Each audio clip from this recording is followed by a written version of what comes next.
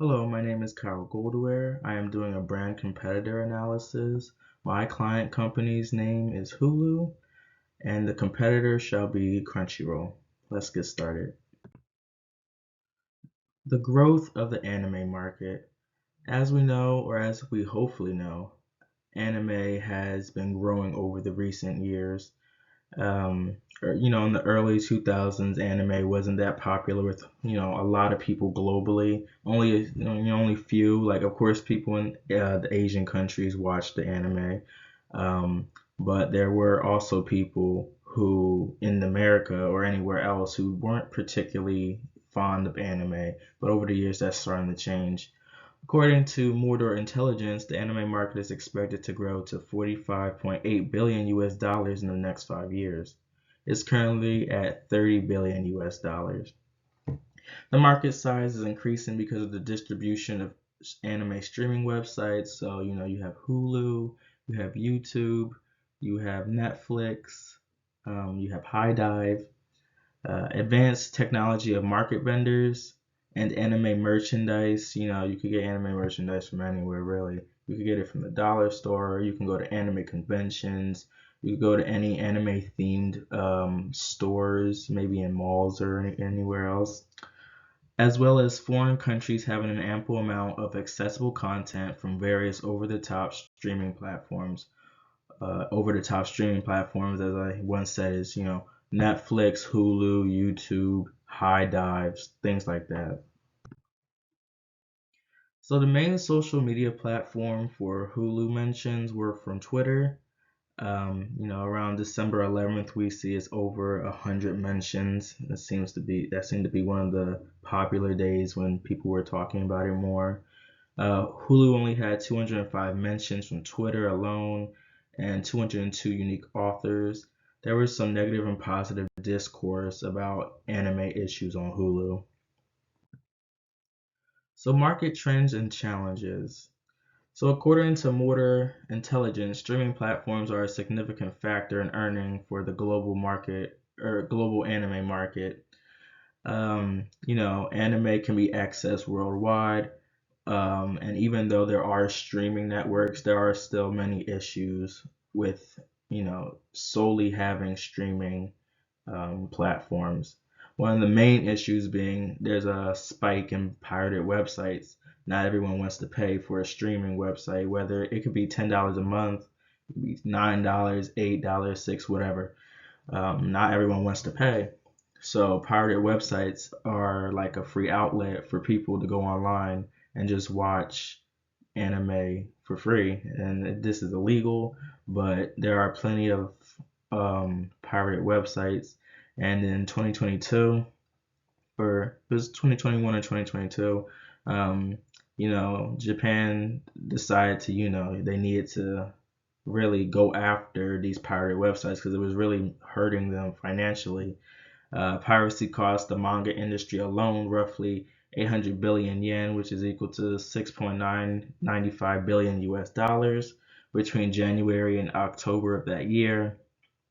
Damages in the US were a little worse, topping 1 trillion yen annually, um, in Japan.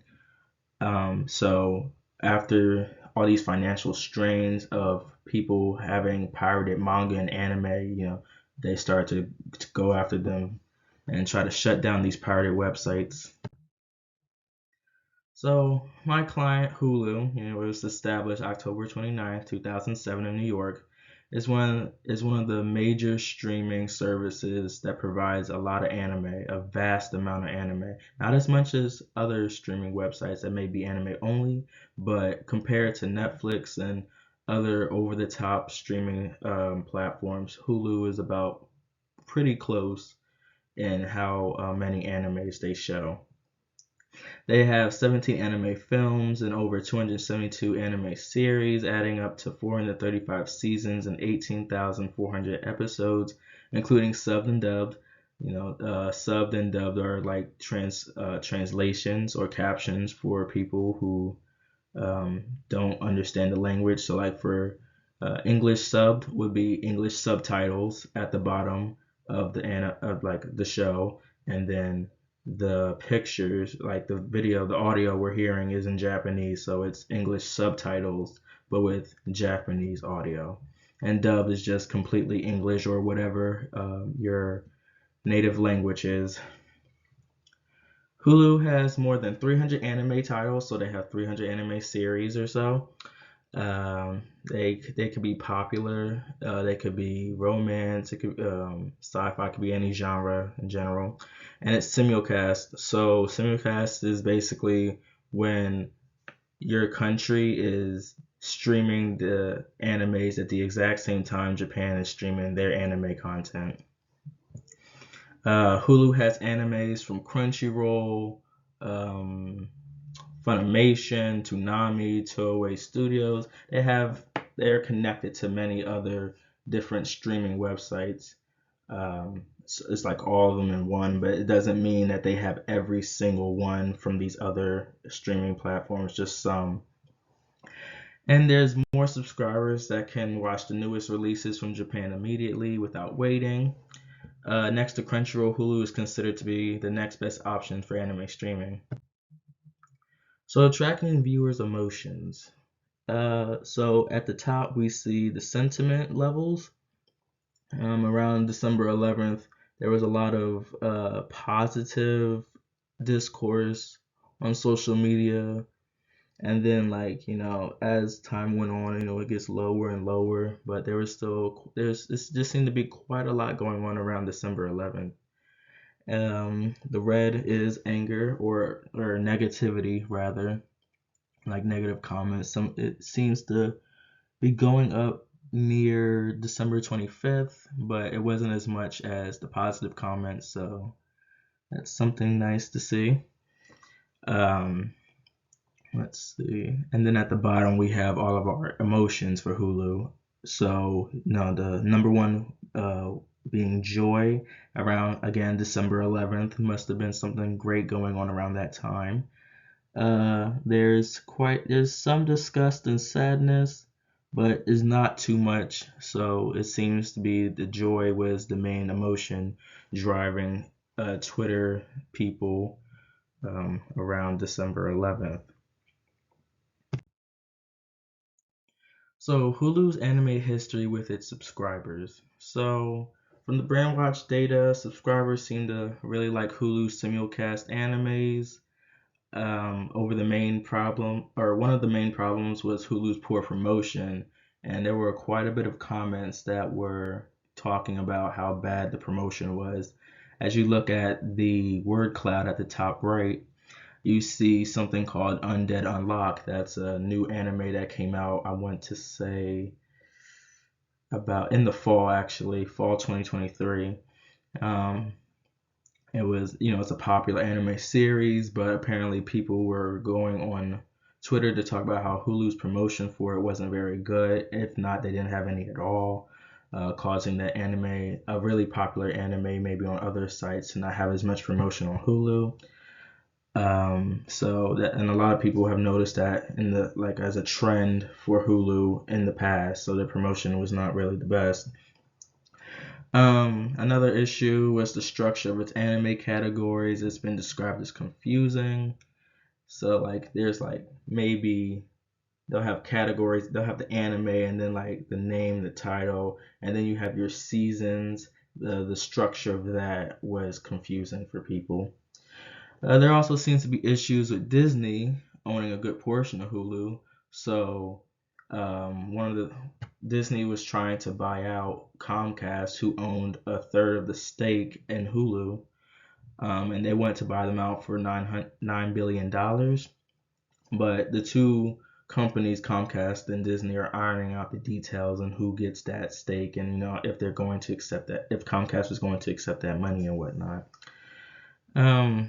But Disney and Hulu have also, they've got the CEO of Hulu, Bob Iger, is or planned to do a dual bundle, which allowed new subscribers to choose if they wanted to get Disney Plus and Hulu for $20 a month without ads, or $10 a month with ads. The issue, however, can be seen in some Twitter tweets. Some person named Mexican Mamba 23 was on Twitter was talking about how a manga they have dropped and how the anime Undead Unlock continued to, they had bad promotion for it. And then someone else named Anime Dex said, I'm really mad Undead Unlock is in Disney jail or Hulu by not getting any promotion or recognition from it. So it just seems to be a major issue that the promotion is not the best for Hulu, and that Hulu is also trying to figure out, are they going to, or who's going to get that 1/3 of the stake? Is Comcast going to give it to Disney, or is Disney going to take it? And how, um, and what else will Disney do in the near future if they get that stake? It also seems that if you look at the top right again at the word cloud, other major bolded words were Disney, because Disney and owning a portion of Hulu and controlling its anime. I guess that's a major issue. You have series like anime series, you have manga, you have favorite animes. They're sick in all caps. That was someone's retweet. They were talking about an anime that they like, and they had a very explosive, positive reaction. And it also seems that 62% of males had more to say on Twitter about anime, and maybe Hulu as well, while only 32% of women had gone to Twitter to voice their excitement or frustrations. So the competitor, now we have Crunchyroll. It was established in 2006 at the University of California at Berkeley. This anime streaming service is one of the largest anime, manga, and other Asian content libraries in the world, if not, the largest. According to Gintux Market Data 2024, Crunchyroll has over 5 million subscribers, 120 million registered users, 200 countries reached through its streaming platform, and more than 50,000 episodes of TV and movies in its library. That is a lot. It also has 2.4 million paid subscribers with 7 million minutes of content watched daily on average across all devices, making it available to over 1,000 different devices worldwide. Now, here's a little disclaimer. It's not on every single device. Crunchyroll doesn't have an app for the TV, so you can't watch it on TV, but you can watch it on most devices. You can watch it on your iPad, your phone, doesn't matter. They have simulcasted animes, as I said before. That's when Japan and the nation or country that you're in streams the anime at the exact same time. Crunchyroll makes a lot of money per month, and 69% being in the U.S., 49% within the ages of 18 and 24. That's that main age range where Crunchyroll makes its money, or where the most people watch it. And then you just see more data about all the followers it has on its social media accounts, more money it gains, and then its pricing tiers for its subscribers. You start off as a fan with $7.99 a month. A mega fan is about $10 a month, and then the ultimate fan you'd be paying about $15 a month. So Crunchyroll seemed to have a really large social media presence. It had 4,874 total mentions on Twitter, and it seemed to be the highest amount of discussion on Twitter was on Friday, January 5th, with a total of 582 mentions. So there was a lot of emotions about Crunchyroll content. The highest was sadness, but although it's categorized as sadness, it wasn't actually sad news or anything sad about, Crunchyroll. It was somebody talking about how an anime was underrated and didn't get enough recognition, and they were very sad on that and got retweeted multiple times. And then the next one was joy. and that was, they were just excited to be able to watch the new anime episodes that were coming out. Oh, no, I'm sorry. Fear was the second highest, and there wasn't anyone that was afraid. It was just anime that sounded like it was fearful. It had fear in it, but it wasn't anything to be scared of. So no one mentioned anything scary about Crunchyroll or the animes that were in it. It's word cloud, and Crunchyroll had a lot of bolded words. The ones you see are Crunchyroll crashed, and Crunchyroll is known for crashing when popular animes, like new animes that have just come out, but people are used to the manga and read the manga, so they're really excited about the anime adaptation that's coming out, so that can crash from that, or from anticipated anime episodes that are very popular and a lot of people wanted to watch. So that can also cause Crunchyroll to crash. You have Ready, how people were ready to watch anime. They were ready to see um, the new adaptations, or if it was just like Crunchyroll respond, like saying they said ready in one of their posts, like, "Are you ready to watch this and see that?" And it was just multiple people retweeting to that. And then you have Solo Leveling. That's an anime that is was a manhwa, a Korean manga, and it has it's been over the years. It's been like people have been wondering when it's going to come out, and then who's going to animate this part and who's going to animate that. So it just received a lot of love when it finally came out. So the hashtags and demographics. So the top three hashtags for Crunchyroll, it was one, Crunchyroll itself, two, Solo Leveling, and then three was One Piece. The Solo Leveling and seems to be a popular anime as of now. One Piece has always been very popular. It's been out since the late 1990s. Um, it just got off of a 4-year long arc, so the next arc was heavily anticipated by a lot of viewers. And it seems that 70% of males were on Twitter making different hashtags and commenting, while only 30% were female. So, the results from my textual and competitive analysis, the search terms I used were anime and pirated websites, Hulu plus anime trends, in quotation marks, Hulu's anime statistics, Hulu's anime market, and Crunchyroll stats. The key trends I noticed for each brand were they both had large anime libraries, even if one was larger than the other. It's fine, they both still had large libraries. Both specialized in simulcast animes, and they streamed anime globally. Keyword associations for my client Hulu were bad promotion, Disney, and Hulu were Netflix, as seen on the word cloud. Alarming trends or themes. Bad promotion of popular animes was definitely one for Hulu. Disney may buy Hulu within the next year or two, so who knows how much Hulu will change. It could change in a good way or a bad way, who knows. They're still in talks with buying Comcast stake, 1/3 stake for Hulu. Comparison of performance based on textual analytics. The charts and graphs were shown for my client and the competitor to show the contrast between the two companies. So we saw the sentiment levels and the emotions for Hulu, and then we also saw the emotions and sentiment for Crunchyroll. Um, Hulu provided new subscribers a choice to do a deal subscription to both Hulu and Disney Plus to enjoy many shows under one subscription. So they did pretty well in that area.